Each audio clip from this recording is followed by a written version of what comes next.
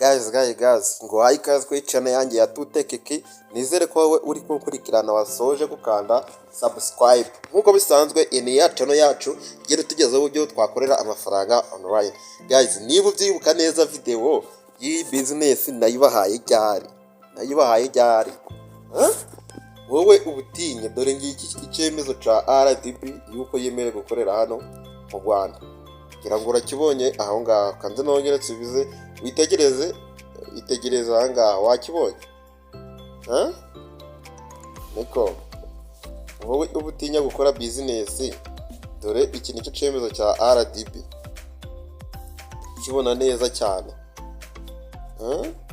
Nujya no kuri RDB ku rubuga rwabo ugashyiramo dore iyi niyo certificate yabo urasanga iri valid. Uragenda ushiremo iyi mibare ushyiramo iyo namba, hanyuma wowe ugije kuri uru rubuga urunguru, hanyuma ushyiremo zirasiri iyo namba, cyangwa se uze ufotore iyi ngiyi, uze ufotore iyi code yabo urete ubona ko iri valid kuri RDB ko yemerewe gukora mu Rwanda. Rero amakuru nkuzaniye ni ayahe? Amakuru nkuzaniye ni uko ubu ngubu iyi business yazanyemo izindi mashini nshyashya kanze mbasobanurire ukuntu izo mashini zikora.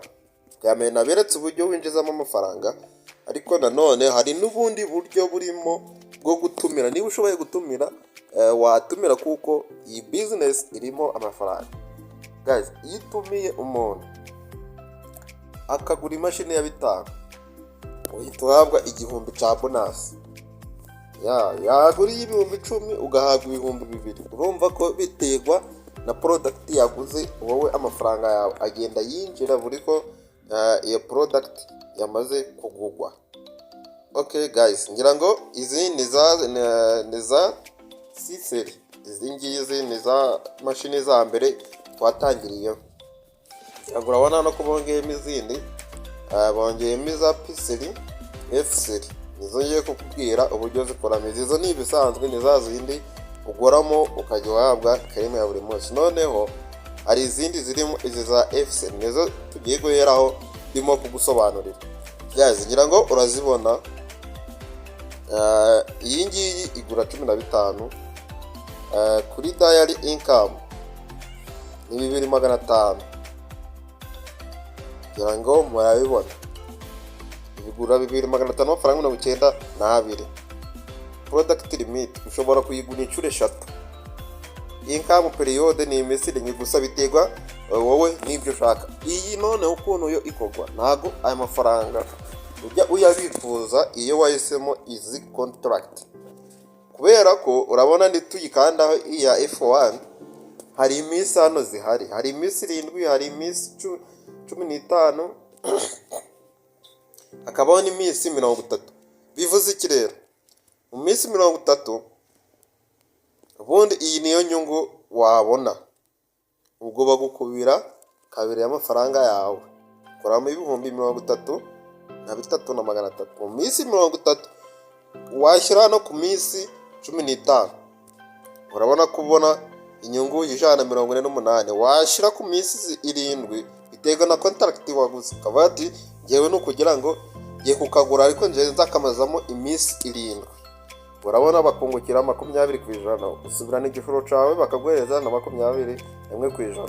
Gusa muri ico gihe aya mafaranga ntago abikuzwa, urategereza za minsi 7 zikarangira ubundi bakaguhereza iyi nyungu yose mu mafaranga yuzuye. Nuko nguko izi mashini za F-seri zikora. None izi ngizi za hano kuri PC zo zikora kimwe na seri. Urabona yuko zo inkeya ni 50 niyo wagura.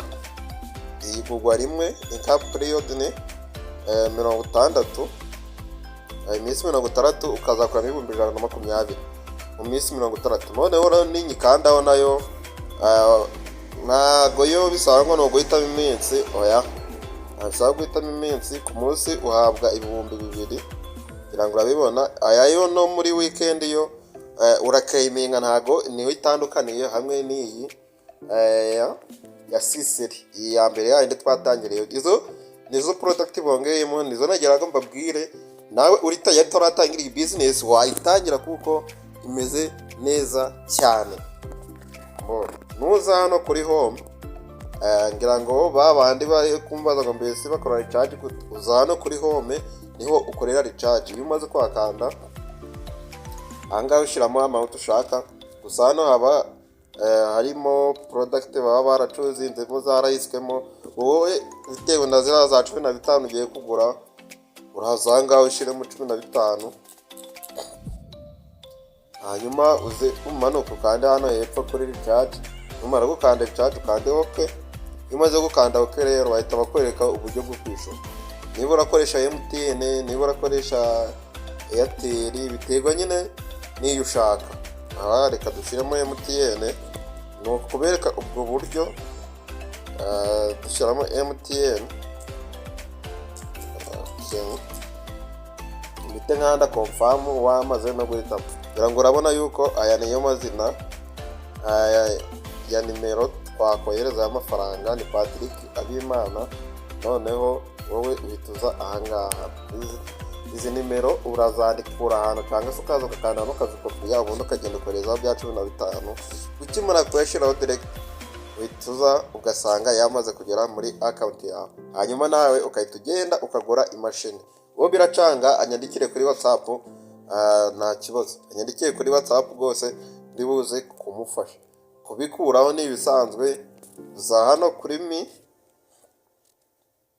Iyo umaze kuza kuri mi, ahangaha uraza hano kuri my wallet, hepfo niho uza.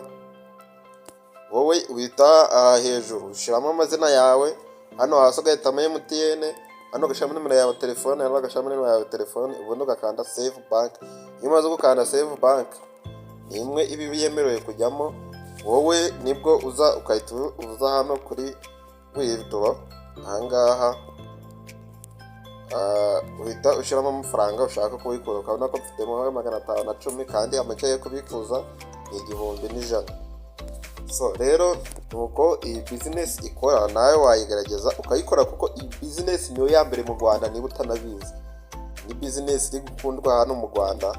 Wowe nuza hano kuri team ikwereka aho urakura link nawe utumire. Urahita uza hano kuri invite friend.